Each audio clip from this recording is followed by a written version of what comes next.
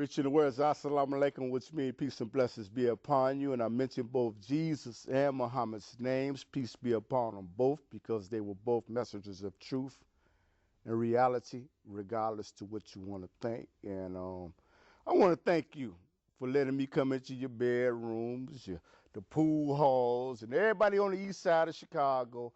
Thank you for the acknowledgement, all sides of Chicago. And today we're going to talk about the violence in the community. And you know what? I have two individuals on this show who was personally touched because their sons were killed. And they're going to let you know what was the impact on their family. One is my cousin, Mr. Bradley, Kid Terry, and Mr. Morris. You know, both are always welcome on Underground Railroad. Thank you, both of y'all, for coming on. I want to see you later on. Okay. But the violence is so chaotic in the community with people killing each other. And can you tell us how this impacted your family? Because there may be somebody thinking about pulling the trigger right now, Mr. Morris. Then I'm going to ask the same question to Terry. Well, see, with my family... I'm going to let you go first because I don't want to play nepotism. You got your cousin on there. He can go first, okay? But go ahead. Well, with my family, it's like a double jeopardy because my son got killed 2 days before Christmas. Yes, sir.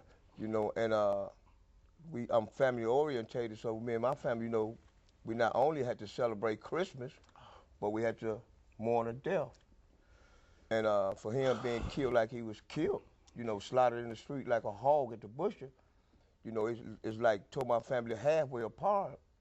But us being a strong black family, you know, we still together, you know, but you just think 2 days before Christmas. Yes, sir. You know, we thinking about my son, me and my wife, you know, his sisters and brothers, grandmama and them, uncles and stuff, you know, well, hey, it's Christmas, but my cousin just died 2 days ago. So, you know, it's not only tore us up spiritually, but it's tore us up in a festive way, you know what I'm saying? Because he got killed 2 days before Christmas. Tell us, Terry. You Mr. Bradley. No, you cousin. I'm going to call you Terry. Okay, but tell me your plan now. How did this affect you, man? What went through your psyche, your mind?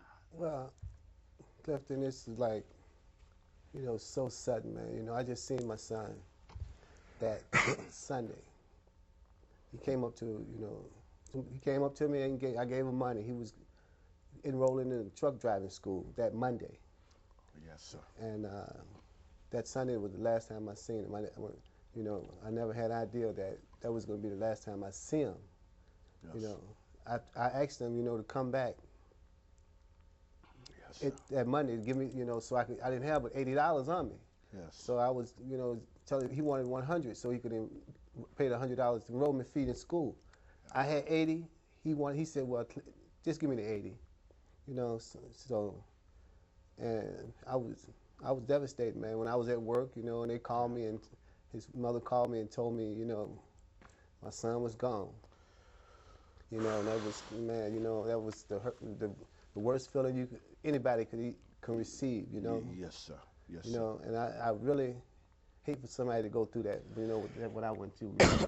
me and this gentleman, you know, is going through, and other people that's going through it or is bound to go through it. You know, this killing keeps on. You know. Never in the cycle of violence.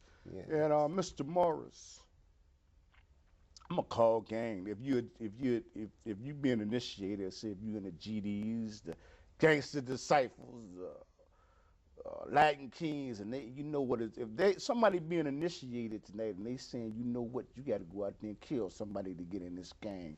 Can you talk to them? You know, if anybody can push you to a level that you'll go take somebody's life to be with somebody else, you know, you got to be crazy. You got to be crazy, you know, because it shouldn't be nobody in this world to tell you to do nothing to go take nobody's life. You know, your family, a gang, your friends at school.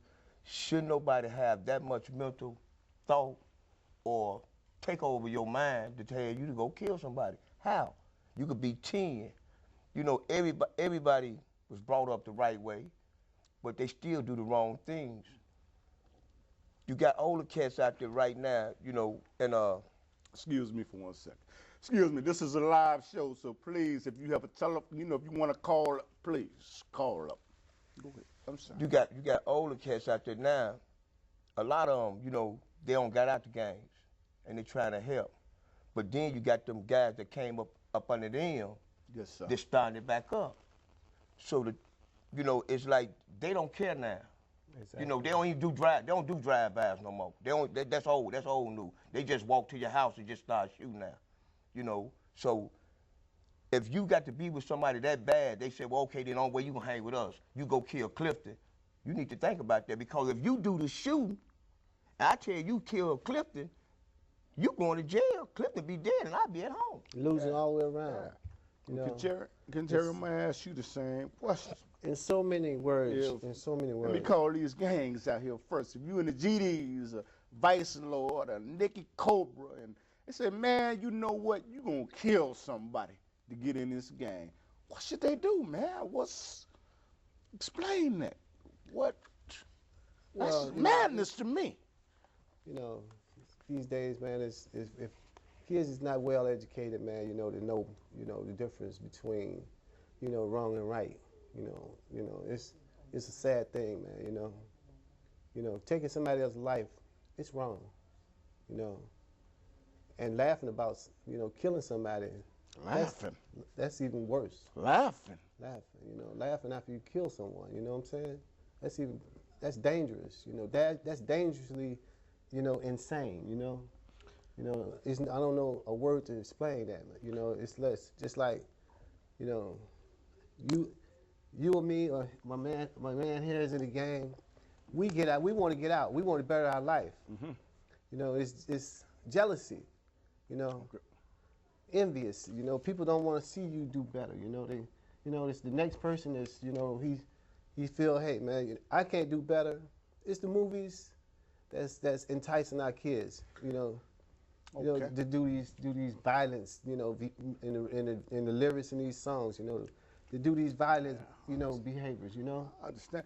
Now, you know what? Now, Mr. Morris. make bad decisions. You know? Yeah. Mr. Morris, now, can you convey a message out there to you? Say somebody they caught the guy who killed your son, and somebody say they didn't say it. Can you convey a message? Because there may be somebody that's sitting there looking at this and know who did it. Can you convey a message to them? Yeah, you know, the little guy who shot my son, he was caught, turned himself in, but the guy who was with my son, who seen the man pull the trigger, he said it wasn't the man. And everybody in the whole Inglewood district know it was him. You know, they say you snitching. You know, if you go tell the police this, if you go tell, you snitching. But you got to think about it. If somebody get killed in your family, would you want somebody to tell on them? Yes, sir. You know, because my son didn't get killed, you know, serving the country or protecting his home, protecting his family. He got killed. He got shot 4 times in the back, and they left him on the street to bleed and die. You know, and the guy who was with him, you know, all he'd do was say, well, that's the man. Ain't nothing going to happen to you. You doing the right thing.